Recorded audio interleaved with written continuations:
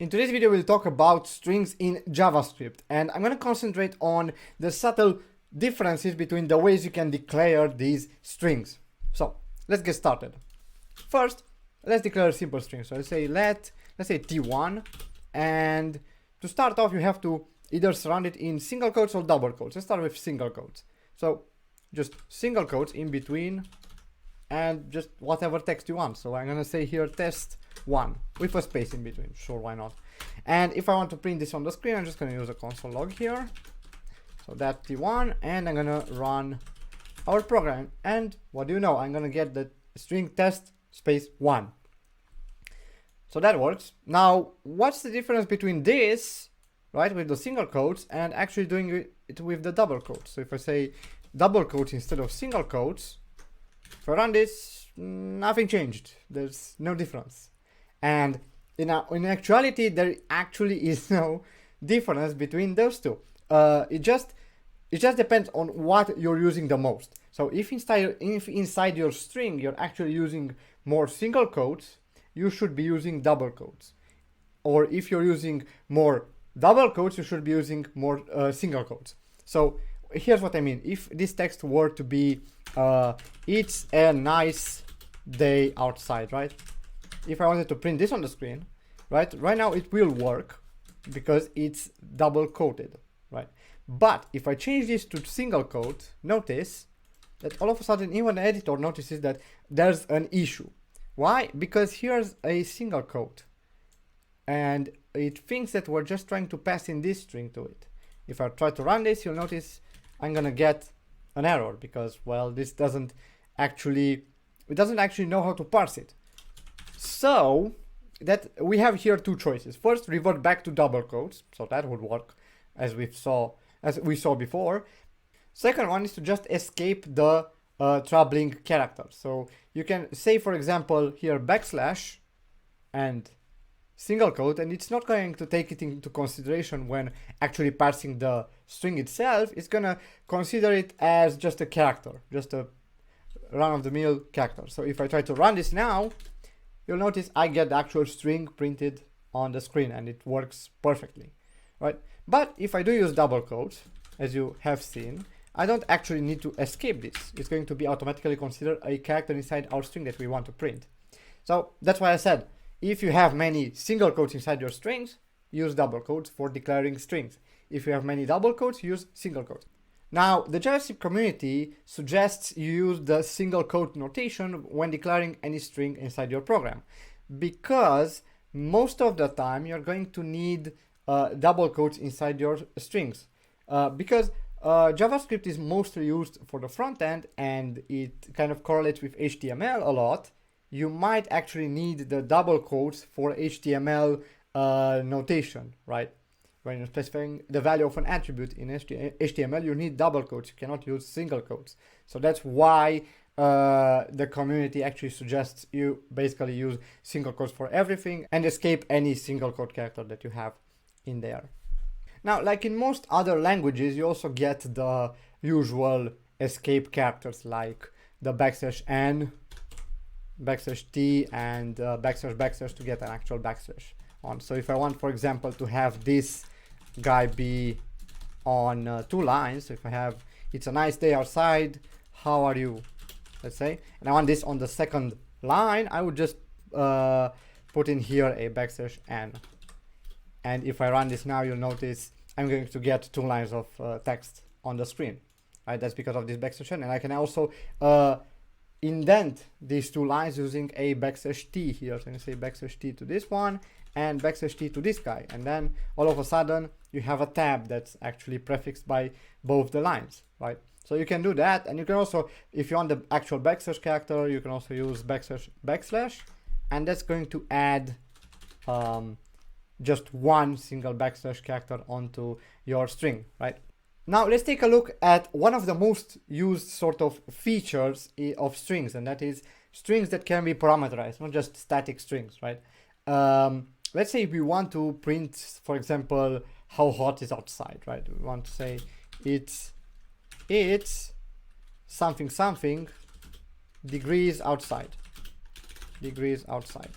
Now you can concatenate strings like in any other language. You can say so and double quotes here, and then add whatever you want here. For example, let's say let degrees equals, I don't know, 30, and then I can just add degrees here plus and then the double quotes at the beginning here, and it's going to concatenate and parameterize the string nicely. So if I run this, it's nice, we get it's 30 degrees outside.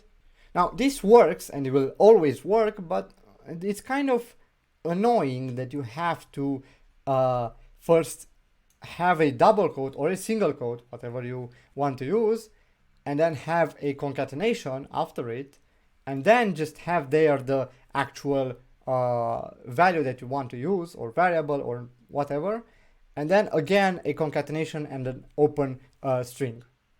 Can't we do this in a much faster way? Well, as of late, you can actually declare strings in another way.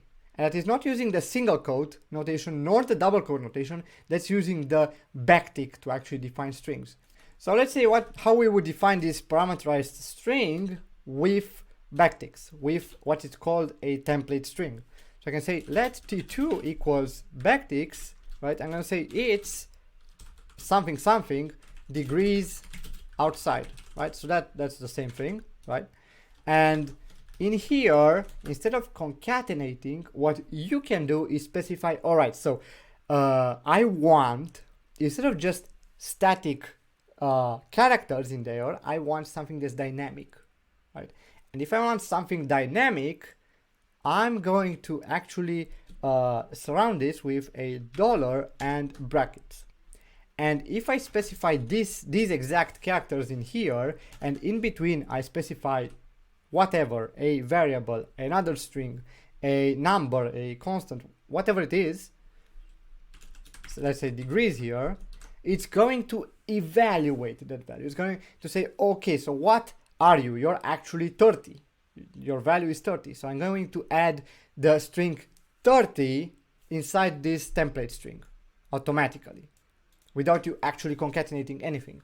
So this notation allows us to do parameterizing of strings. So if I try to run this now after actually printing this line, I can say t2 here, you'll notice they get the same result. It's exactly the same. It's just that it's much easier to define them like this instead of like this, because then you kind of have to look, okay, do we still have the pair single quote or double quote? What do we need? We have to actually add them together, and it's going to get very, very tedious at one point. So this is a much better solution. All right, so let's take a look at multi-line strings. So let's say for whatever formatting reasons, I might want a string defined on that line, but have it be on multiple lines of code, right? So just because it's easier to read, let's say. So I just start saying, okay, equals, I want, let's say the text hello, and then right before it, at the next line, I'm gonna say, hello, how are you, right? So as you'll notice, the editor gives us some errors here, and if I try to actually run this, I'm going to get some errors, and that's not nice. What it says is that you cannot begin a string on one line and end it on another. So what I have to do is, well, there are two options. Let's start with the first one. The first one is simple. You just end the end part of the string at the end of the line, and then concatenate with the rest. So I'm going to just concatenate with the one below. I'm going to have to start it here. And concatenation, of course, works on multi-line strings. So if I try to run this, I'm going to get hello, how are you? They're on the same line. That's not quite what we wanted, but we get the string and it actually works. So the second and better way of doing this is to actually add a backslash at the end of the line you want to be continued with a single quote. That's going to allow the single quote to be on multiple lines of code, but this only allows it to go one line further. But if I add another string here, it's nice outside, for example, you'll notice I get the same error. So I'm gonna have to keep on adding a backslash every single time, and now I actually have an issue here. I have to actually escape the single quote because I'm using single quotes. So now if I try to run this, I'm going to get, well, basically the whole text on one single line. But that's not quite what I wanted. I want every single text here, I want it to be on different lines on the screen themselves. I want basically to have what? A new line character inside the string. Well, what I can do is actually add that new line character. So I can say \n here and a \n here. So if I try to run this now, you'll notice now we have new lines for every single dialogue. I actually have some extra space in here, but that's going to work.